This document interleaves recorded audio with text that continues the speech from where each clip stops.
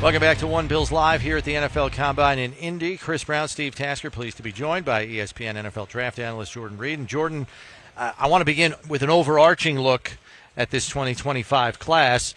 And I've been asking a lot of people this question. We saw the Chiefs a couple of years ago with their 2022 class, the Trent McDuffie group, pretty much re-fortify their entire defensive side of the ball in one draft class. I know there were some free agent signings as well, but they did a remarkable job in 1 year of revamping the defense and going with young players.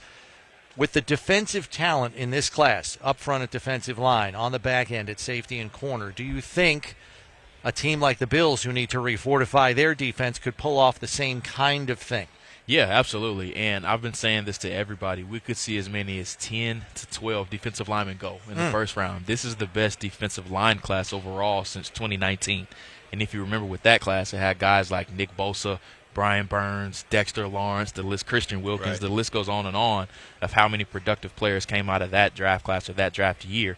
So the Bills, a team that obviously needs to add some depth and some marquee talent up front along the defensive line, I would even entertain double dipping at the position. We've been talking about that as well. Who are the game wreckers? I mean, there's got to be a handful of guys that maybe is there. I know they're all first round picks and all of that, and they might fall or shuffle around depending on what year you compare them to. But who are the real game wreckers in this draft on defensive line? Yeah, I mean, within the range of the Bills, some names that I would remember is Walter Nolan of Ole Miss. He's one stylistically. He's very similar to Ed Oliver when he was coming out of Houston. You guys have had plenty of experience with him, considering that he's on the Bills roster, but has some work to do as far as run defense. Needs to be more consistent in that area, but he's the most explosive pass rusher in this year's draft class. Outside of that, Derek Harmon out of Oregon is another name that I think could end up going in the back end of the first round, and then you're getting into some lower profile names. But those two are two guys that I definitely would look to target if I were the Bills. Do you expect, and I'm going to compare, I want you to compare and contrast defensive tackle class to defensive end class. Do you expect more edge guys to come off the board through the course of round one than defensive tackle? Because I'm trying to think of value here for Buffalo at 30, and if everybody's going for the edge guys early, well, then maybe that value is the sweet spot for defensive tackle at 30. Is there a discernible difference between the edge class and the defensive tackle class where you say, you know what, some more edge guys are going to probably go earlier? Not really. There's really the same difference between the two as far as the number that could go in the first round. Now, after that, it gets a little bit sketchy. I believe the edge depth is better than the defensive tackle depth as we get into day 2 and day 3. But from a Bills perspective, I will be more comfortable taking a defensive tackle early and then coming back and getting an edge rusher as opposed to the opposite. Yeah, now Brownie and I have talked about, the Bills have 30th pick, the 56th, and the 62nd pick. So either getting a D lineman with 30 and 56 or 30 and 62 or vice versa, some combination thereof. The other position might be, we've been talking about this just today, might be an outside corner, because they're going to have to do the back end of their defense as well as the front end. So get 2 D linemen there that can play, and then get an outside corner. And if you're talking about a guy at 30th, and if they're going to go outside corner, because they know there's going to be some guys going deeper, give us an idea of a range of a guy that may be on the board at 30 for the Bills to take, or if somebody maybe slides a little bit, they jump up a couple of slots. Well, because Brandon Beane does that a lot. Yeah, absolutely. Well, the great thing for the Bills, especially being at 30, is that there's a cluster of late first or early second round grade guys. And, a couple names I'll give you is Maxwell Hairston out of Kentucky, Azareé Thomas out of Florida State is another name, Savon Revel out of ECU is another name, and even Benjamin Morrison out of Notre Dame. Those are your fringe late first, early second round guys. So I think if the Bills want to take one at 30, they could be in range to get one of those guys at that spot. So the corner depth, there isn't that marquee talent at the top, in my opinion, like a bona fide top 5 guy. And I know a lot of people view Will Johnson out of Michigan in that light, but he was banged up last year and didn't have a great end to the season this past season, I should say. So there's a lot of question marks about this cornerback class, but that could play into the hands perfectly for Buffalo. And knowing when you're picking 30, you're going to have to pivot a lot because a lot's going to happen in front of you. Knowing you have 2 second-round picks, granted low in the round because you got Minnesota's and your own, but knowing you have those 2 second-round picks, to your point about some of the day 2 depth that's in this class, you can go corner and not feel like you're out to lunch on your defensive front, right? Because even at the end of round 2, there still should be some good options defensive line-wise, right? That's a feasible approach. Yeah, absolutely. It just depends on how highly they have each position graded and what they're going to do in their draft room and say, hey, do you feel more comfortable taking the corner first and then getting the D lineman, or the D lineman then the corner first?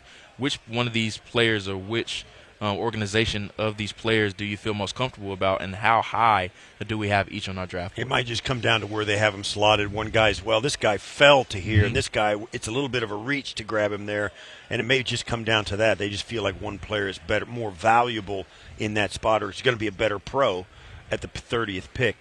How do you see teams handling this? A little bit of a conundrum where you've got this deep class at one position, and on that side of the ball, Philly doesn't need that. Yeah. You know. So how do you see teams? How do you handle that if you're a team that is one of those teams that's like, wow, we really need a quarterback this year, and we have no shot? Yeah, I've always said if I were a GM, I would always take the best player available that makes sense. And even if you already have a loaded D-line or a loaded receiver core or whatever, go ahead and take that player. Don't ever pass up talent for a need. I just believe that's a bad approach if you're a GM or somebody working in the scouting department, just because if I can add the player that I have valued higher or have rated highest on my board, I'm going to go ahead and take that player, just because now I'm creating depth at a position, as opposed to pigeonholing myself into saying, hey, we have to take a corner here, we have to take a D lineman here. I just think that's a bad approach. Right. The Bills do not have a third-round pick. They have 2 4s and they have 2 2s. They're probably going to have 2 5s and they have 2 6s.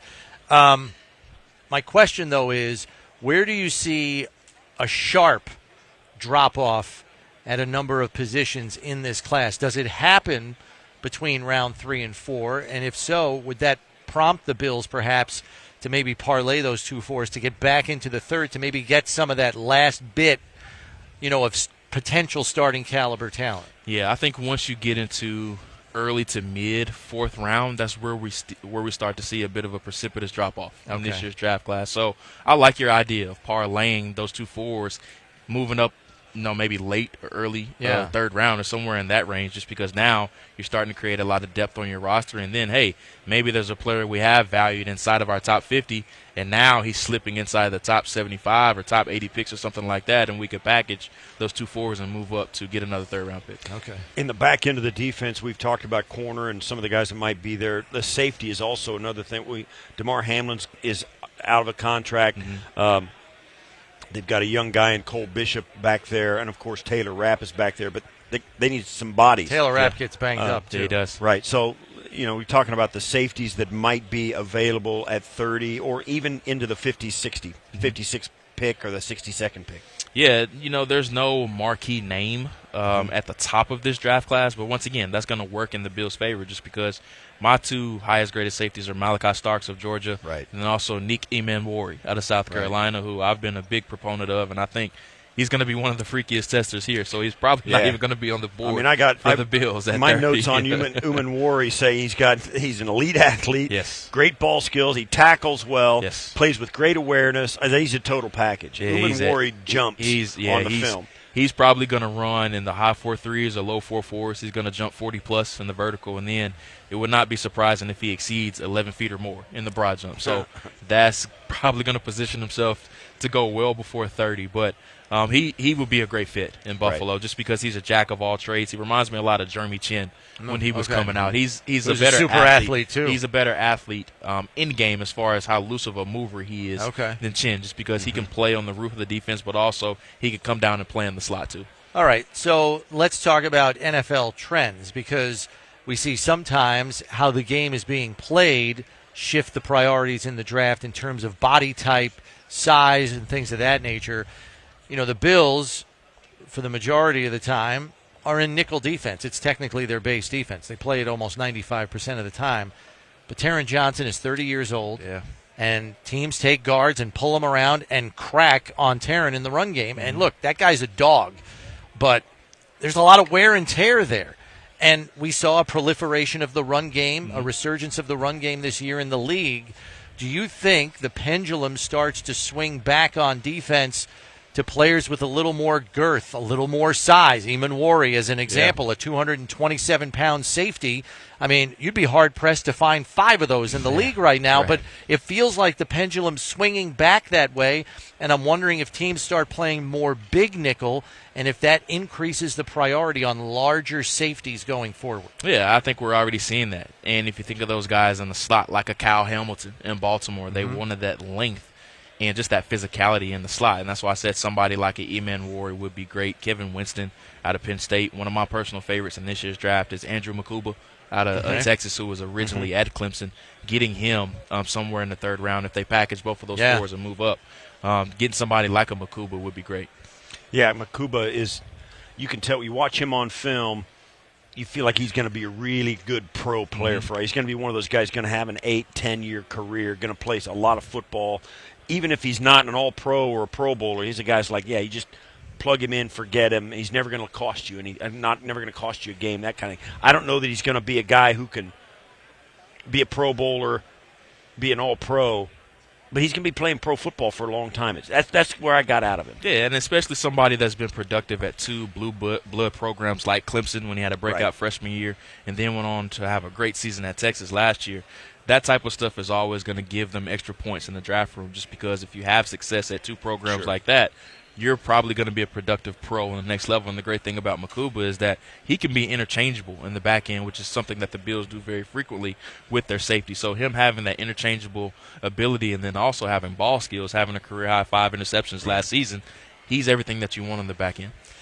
Who needs to do some convincing here in the testing that might be considered – somewhere that could come off the board in late round 1, but short of a stellar workout is probably looking at themselves as a day 2 pick? Who might have something to prove in the testing here this week?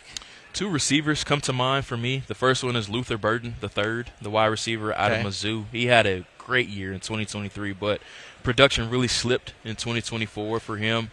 They had a lot of inconsistent moments at quarterback, so got quite frustrated with that a lot. You can see that on film with him. But the big question that scouts have about him is just how fast is he? That's going to be the big debate about him. And then the other is Isaiah Bond, the wide receiver out of Texas, who was sensational a couple of years ago at Alabama, and then last year got hurt and then just kind of fell out of favor with a lot of people there at Texas, and his production slipped. So the big thing with him is just how consistent he can be as a hands catcher. We know he can fly. So the gauntlet drill will be big for him. It's going to be huge for him. Okay. Give us an idea of, I've asked everybody we've had on the show, I said, what's the top of this draft look like? You got Tennessee up there, Cleveland, the Giants. We're starting to get the idea Tennessee's probably not going to make the number 1 pick in this draft. But they might. They might like one of these guys, one of these edge rushers, whatever. But how do you – Travis Hunter. Yeah, right? So – what are your thoughts about how the top of this draft is going to fall and who might be those guys, that handful of guys at the top? Well, I'll just start with Tennessee, and it comes down to one question and one question only for them and new general manager Mike Berganzi. Is he comfortable really tying his tenure in year 1 to one of these quarterbacks at the top of the draft? If he's not, then he should look to trade back. But if he can't find a trade partner, you take one of Abdul Carter or Travis Hunter. It's as simple as that to me, especially when you're not comfortable taking one of these quarterbacks. Don't force a decision at that position just because you're going to be attached to one of these guys forever. And just because you have a need at the position, that doesn't necessarily mean that you have to pigeonhole yourself into taking one of these guys at the top. So if you are a GM, what do you tell your head coach? What do you tell him about Travis Hunter and how to use him? He's rare to me. He's clearing away the best player in the draft to me. And I've been using this comparison for him for everybody that I talk to. He is exactly like Champ Bailey when he was coming out of Georgia in the late 90s. He's the only other player over the past few decades to average over 100 snaps a game, playing both ways. And Travis, his instinctual ability, his ball skills, I would play him full-time at corner, and then I would play him sparingly at receiver. Sprinkle him in maybe 20 to 25 plays a game just because outside of Troy Brown when he was with Belichick in New England, I've never really seen a player go both ways full-time as a receiver and then play as a corner. That's really the only instance that I can think of, but you can think of plenty of examples of a guy playing full-time at corner and then sprinkling in some plays at receiver. So I would play him full-time at corner, and then I would build a package for him at receiver. All right. Jordan, thanks very much for the time. We appreciate the insight. All right, enjoy the rest of the run-up to the draft. We know this is like Christmas for you this time of year. We appreciate the time.